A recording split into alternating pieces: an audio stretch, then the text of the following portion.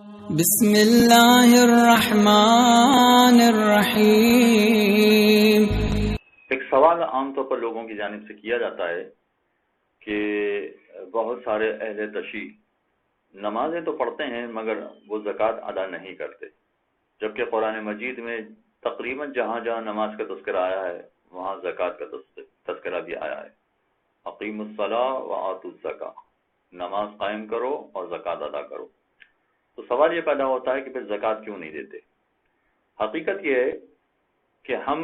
فقط ان چیزوں پر زکوٰۃ دیتے ہیں جن چیزوں پر اللہ کے رسول صلی اللہ علیہ وآلہ وسلم دیا بھی کرتے تھے اور انہوں نے ارشاد بھی فرمایا کہ ان چیزوں پر زکوٰۃ دینی ہے، باقی چیزوں پر زکوٰۃ نہیں دینی ہے۔ وجہ اس کی یہ ہے کہ جیسے نماز عبادت ہے اسی طرح سے زکوٰۃ عبادت ہے، اور عبادتوں کے لیے کچھ شرائط ہوتی ہیں، جب تک وہ شرائط پوری نہ ہوں اس وقت تک عبادت واجب نہیں ہوتی۔ مثلا فرض کیجئے کہ جب تک بچہ بالغ نہیں ہوتا اس پر نماز واجب نہیں ہوگی، اسی طرح سے جب تک نماز کا وقت نہیں آئے گا اس وقت تک نماز واجب نہیں ہوگی۔ مثلا فرض کیجئے کہ کل کی نماز میں آج پڑھنے بیٹھ جاؤں تو ابھی کل کا دن آیا ہی نہیں ہے، تو میں کل کی نماز کیسے پڑھ سکتا ہوں؟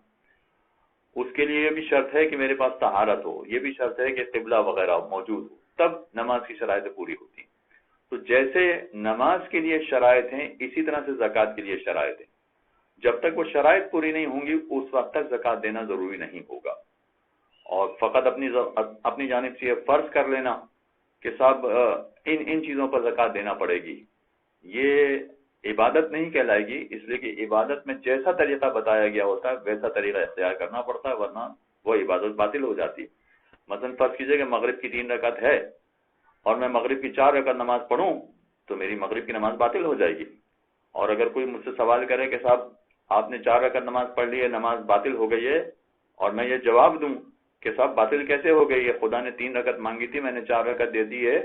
تو 1 رکعت زیادہ ہی تو دے دی ہے نا، کم تو نہیں دی ہے، پھر میری نماز کیوں باطل ہو گئی؟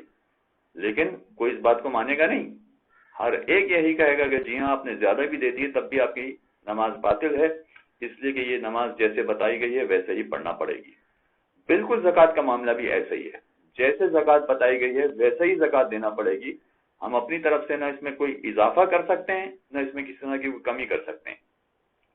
کمی میں تو چلیں لوگ اعتراض کریں گے، مگر اضافہ بھی اگر ہم کرنا چاہیں تو نہیں کر سکتے، اس لیے کہ یہ عبادت ہے، اور عبادت جیسے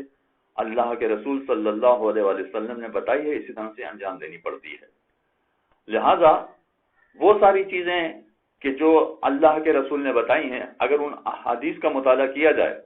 تو آپ اندازہ کریں گے کہ کسی حدیث میں 4 چیزوں کا تذکرہ آیا ہے، کسی میں 6 چیزوں کا تذکرہ آیا ہے، کسی میں 10 چیزوں کا تذکرہ آیا ہے،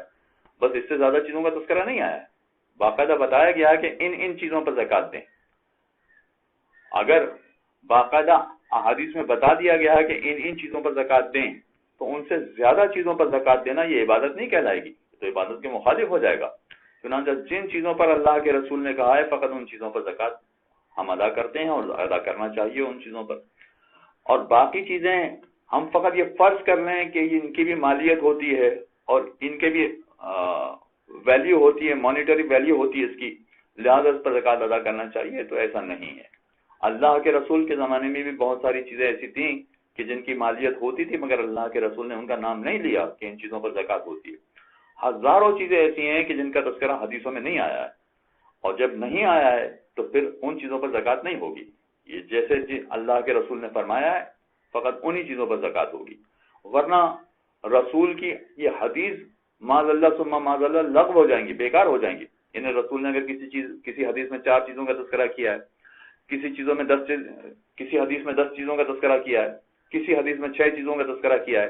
تو یہ 4 کا تذکرہ کرنا، 6 کا تذکرہ کرنا، 10 کا تذکرہ کرنا، ہم یہ تو کر سکتے ہیں کہ ہم ان حدیثوں کو جمع کرنے کے بعد ان ساری چیزوں کے بارے میں تحقیق کریں کہ ان میں سے کس پر زکوٰۃ واجب ہے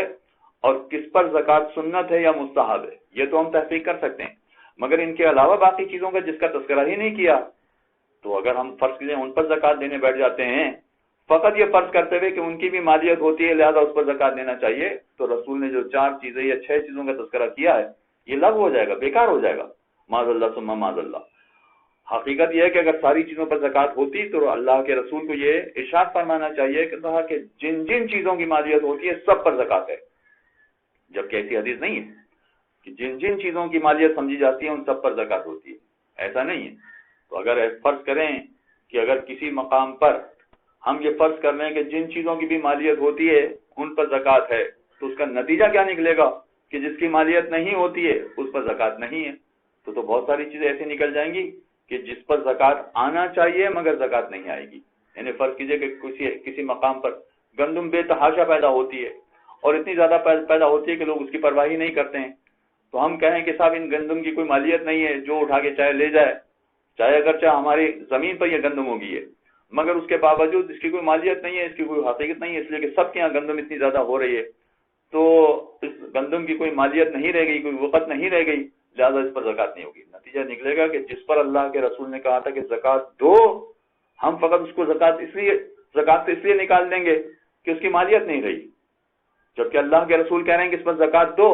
ہم دینے کے لیے تیار نہیں ہوں گے، یہ فرض کرتے ہوئے کہ اس کی مالیت نہیں رہی۔ اور جس پر اللہ کے رسول نے نہیں کہا اس پر ہم زکوٰۃ دینے بیٹھ جائیں گے۔ مثلا آج دنیا میں پانی کی بوتلیں جو بک رہی ہیں، پانی کی صورت میں ہم پانی پر زکوٰۃ دینے بیٹھ جائیں گے، اس لیے کہ ہم یہ کہیں گے کہ سب پانی کی بھی مالیت ہوتی ہے، جبکہ اللہ کے رسول نے کسی حدیث میں نہیں کہا گیا ہے آپ پانی پر زکوٰۃ دیں۔ تو جس پر زکوٰۃ دینے کے لیے نہیں کہا گیا ہے اس پر ہم زکوٰۃ دینے بیٹھ جائیں گے، اور جس کے بارے میں کہا گیا ہے اس پر زکوٰۃ نہیں دیں گے۔ اگر ہم یہ کلیہ اپنی طرف سے قائم کر لیں کہ جس کی مالیت ہوتی ہے اس کی زکوٰۃ دی جاتی ہے اور جس کی مالیت نہیں ہوتی اس کی زکوٰۃ نہیں دی جاتی، تو بہت ساری چیزیں ایسی آ جائیں گی کہ جس پر اللہ کے رسول نے نہیں کہا ہم زکوٰۃ دینے بیٹھ جائیں گے، اور جن چیزوں کے بارے میں اللہ کے رسول نے کہا ہے کہ ان پر زکوٰۃ دو، ہم ان پر زکوٰۃ نہیں دیں گے۔ چنانچہ یہ دین کے احکامات اپنی مرضی سے یا اپنی منطق سے نہیں چلتے، باقاعدہ جو کچھ اللہ کے رسول نے احادیث میں بیان کیا ہے یا قرآن کی آیات میں ان کا تذکرہ آیا ہے،